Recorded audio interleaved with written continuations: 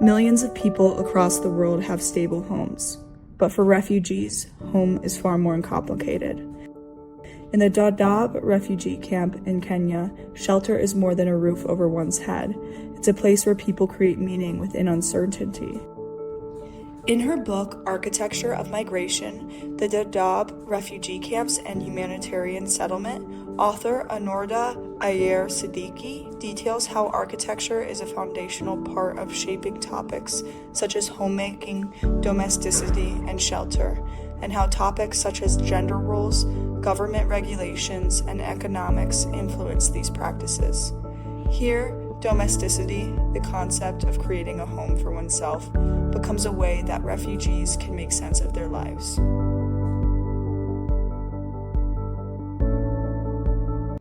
Siddiqui's analysis explains that shelter in Dadaab is more than a vernacular space. It forms the foundation for domesticity. Yet, domesticity in camps is not fixed or fully attainable. Instead, it is provisional and constantly reshaped as refugees respond to new challenges.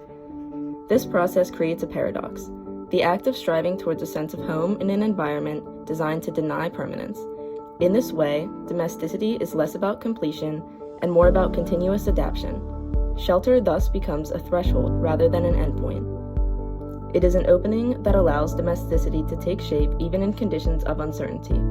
At the same time, Siddiqui emphasizes its tension. On one hand, it is shaped by violence, fear, and external control.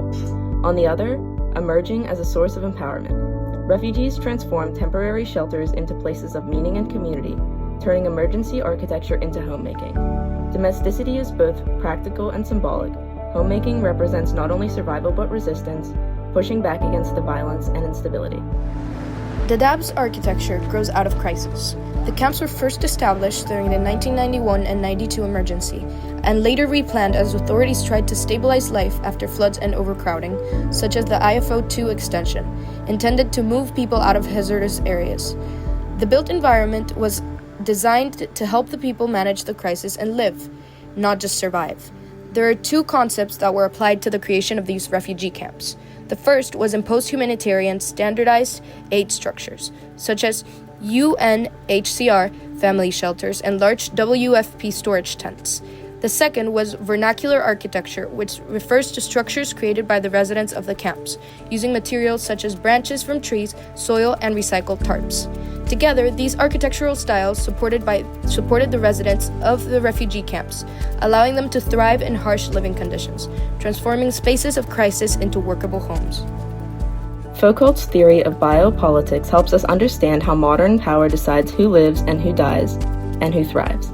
But Elizabeth Povinelli points out, this framework has limits. It doesn't fully capture what happens in places where people exist between life and non-life, such as refugee camps, where life is lived in a constant state of emergency. Bell Hooks pushes us to think about this differently. She insists on the ethical and political importance of lifting up suppressed perspectives. This is where domesticity in camps becomes crucial. As Siddiqui writes, domesticity and emergency, people's critical constructions of migratory ways of life, also speaks to this limitation.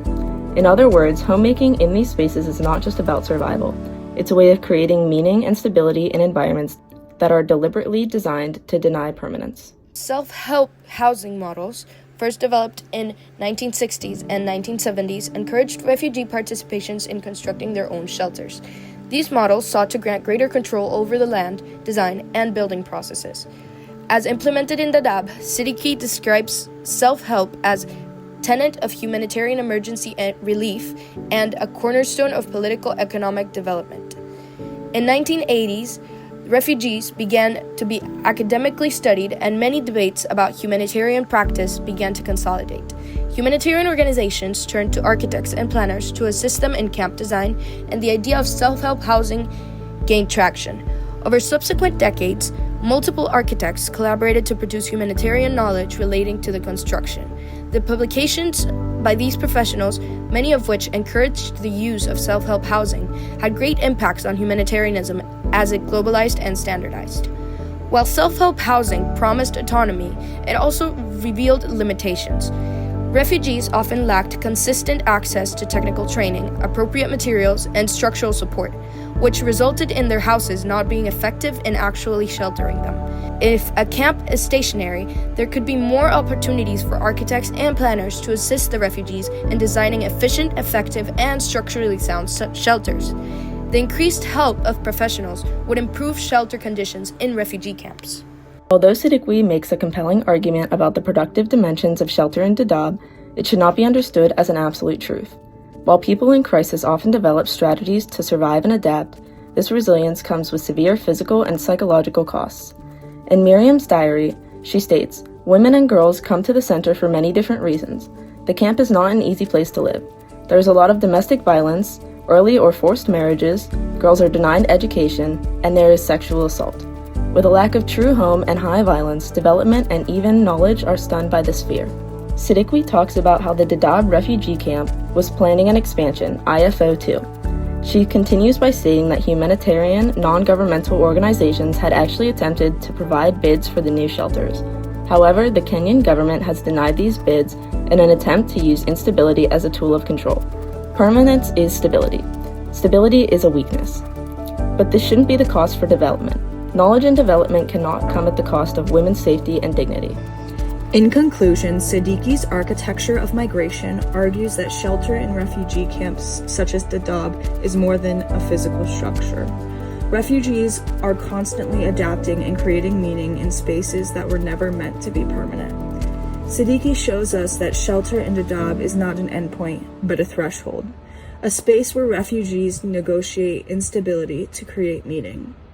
Yet without safety and justice, that threshold remains incomplete. True development must move beyond survival and knowledge production, centering equality for those most at risk.